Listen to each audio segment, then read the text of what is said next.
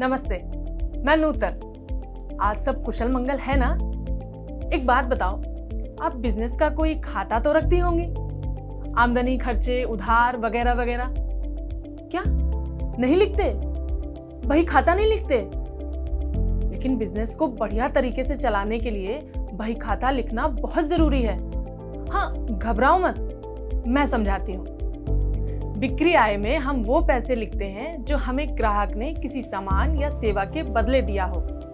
खर्चे में हम वो सब पैसे लिखते हैं जो हमें बिजनेस चलाने के लिए खर्च करने पड़ते हैं। सबसे पहले आप लागत के बारे में जानते हैं। लागत यानी कि बिजनेस के लिए सामान खरीदने पर जो खर्च हुआ हो, जैसे दुकान के लिए कुछ बिस्कुट लिया हो या पार्लर के लिए कुछ सामान या बिजनेस के लिए कच्चा माल लिया हो, ये सब हमारी लागत हुई। मगर और भी दूसरे खर्चे होते हैं, जैसे अब बिजली का बिल, किराया या फिर गाड़ी भाड़ा। ये दोनों मिला के हमारा पूरा खर्चा आता है। अगर आय ज्यादा है और खर्च कम, तो हमारा बिजनेस मुनाफा में है। अगर आय कम है और खर्च ज्यादा, तो हमारा बिजनेस नुकसान में है। अब आते हैं उधार पे। उधार दो प्रकार से हो सकते हैं। प्राप्य यानी वो उधार जो आपको अपने ग्राहक से लेना है। कुछ ग्राहकों ने उधार पे सामान या सेवा ली होगी, बस वही रकम। देय यानी वो उधार जो आपको सप्लायर को देना है। बिजनेस के लिए जितना भी सामान आपने उधार में खरीदा होगा, बस वही रकम।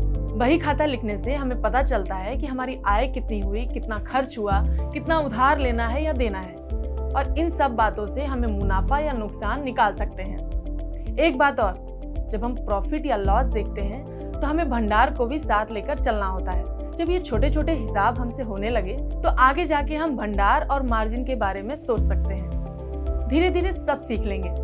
समझ लिए ना? अब सब समझ लेने के बाद खाता भरना भी तो आना चाहिए। तो अब जैसे कमला ने कहा कि डेली हैबिट और वीकली हैबिट कैसे बनाए रखना है, उसकी बात करते हैं। बही खाता के 4 मुख्य हिस्से हैं। पहला बिक्री खाता, चलो भर के देखते हैं। पहला क्या करना है, अंक और तारीख भर लेना है। फिर सामान का नाम और कितना सामान बेचा था, हर सामान का प्रति दर और किस दाम पर बेचा है ये लिख लेना है। फिर मैं क्या करती हूँ, आखिरी में सामान के साथ में उस ग्राहक ने लिए हुए सभी सामान के दाम मिलाकर पूरा टोटल लिख लेती हूँ। अच्छा, ये याद रखना कि ग्राहक ने कितने रुपए दिए हैं और कितने रुपए लिए हैं, ये जरूर लिखना। अगर किसी ग्राहक ने उधार पे सामान लिया हो तो मैं उसका नाम और मोबाइल नंबर याद से लिख लेती हूँ। इससे मुझे याद रहता है कि महीने के अंत में सारे उधार के पैसे लेने हैं। आखिर में मैं ये भी लिख लेती हूँ कि उस ग्राहक ने क्या पेमेंट ऑनलाइन दिए हैं और क्या नगद में। पन्ने के अंत में कुल बिक्री कितनी हुई, वो कुल मिलाकर लिख देती हूँ। साथ में मिले हुए रुपए और उधार लिख लेती हूँ। जब पूरा हफ्ता खत्म हो जाए तब आखिर में उस हफ्ते के सारे पन्नों को मिला के सभी बिक्री और मिले हुए रुपए और उधार लिख लेती हूँ। तो चलिए अब खरीदी खाता को भी समझ लेते हैं। अभी हम खरीदी खाता भर के देख लेते हैं। तो सबसे पहले अंक और तारीख भर लेना है। फिर सप्लायर का नाम और सामान का नाम, कितना सामान लिया था और किस दाम पर, यह भी ठीक है। उसके बाद खरीदी का पूरा टोटल, वो गणित करके रकम लिखना है। साथ में कितने रुपए दिए हैं, कितना चुकाई है रकम और कितने देने बाकी हैं, वो भी। फिर रुपए ऑनलाइन दिए हैं या नगद, वो भी भर लेते हैं।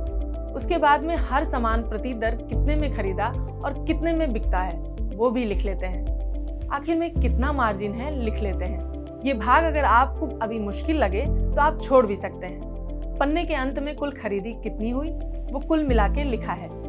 दिए हुए रुपए और उधार लिखना जरूरी है। जब पूरा हफ्ता खत्म हो जाए तब आखिर में उस हफ्ते के सारे पन्नों को मिलाकर सभी खरीदी, मिले हुए रुपए और उधार लिखना है। हम ये खाता रोजाना लिखते रहेंगे, तभी आपको पता रहेगा कितना सामान मंगवाना है और कितना नहीं। अब समझते हैं खर्चा खाते के बारे में, जिसमें बिजनेस के सभी खर्चों पर नजर रख सकते हैं। पहले अंक और तारीख भर लेना है। फिर खर्चे का ब्यौरा लिखना है, मतलब किन बातों पे खर्चे किए हैं, जैसे कि दुकान का किराया, दुकान के बिजली का बिल, ऑटो किराया, मजदूरी कितना देना पड़ेगा वगैरह वगैरह, और उस बात पे कितना खर्चा हुआ वो भर लेना है। ऑनलाइन दिए हैं या नगद में, वो भी भर लेना है। पन्ने के अंत में पूरा खर्चा कितना हुआ आखिर में वो भर लेना है। आसान है ना? इससे हम ये देख सकते हैं कि खर्चा कितना हुआ है और कहाँ हुआ है, ताकि हमें पता चल सके कि मुनाफा बढ़ा है या नहीं। अब रह गया है बही खाते का सारांश, तो वो भी एक बार देख लेते हैं। पहले देखते हैं हफ्ते की पूरी बिक्री, पूरी खरीदी और पूरे खर्चे, जो अपने अपने खातों से निकालकर लिख लेना है। फिर मुनाफा या नुकसान निकालकर लिख देना है, जिससे करने का ढंग पुस्तिका में दिखाया गया है। उसी के नीचे मार्जिन निकालकर लिख देना है, जिसे पता करने का ढंग पुस्तिका में दिखाया गया है। ये भाग अगर आपको मुश्किल लगे तो आप इसे छोड़ भी सकते हैं। आखिर में पूरा उधार जो चुकाना है और पूरा उधार जो वसूल करना है, वो भी लिख लेना है। बस हो गए सारे खाते। हमको ये सारे खाते कब कब लिखना चाहिए, ये हमारे बिजनेस पर निर्भर है। मेरे किराने की दुकान में रोज कुछ ना कुछ बिकता रहता है, इसलिए मैं रोज समय निकालकर बिक्री खाता लिख लेती हूँ। दुकान के लिए सामान हफ्ते 2 हफ्ते में लिए जाते हैं, तो खरीदी का खाता भी तब तब लिख लेती हूँ। बस इसी तरह आप अपने बिजनेस के हिसाब से खुद तय करें कि कौन सा हिसाब रोज भरना है और कौन सा हफ्ते में। समझ लिए ना सारी बातें? तो अब आप भी मेरी तरह नियमित बही खाता लिखिए। देखिए कैसे बदल जाता है आपका बिजनेस, क्योंकि हर प्रयास है जरूरी।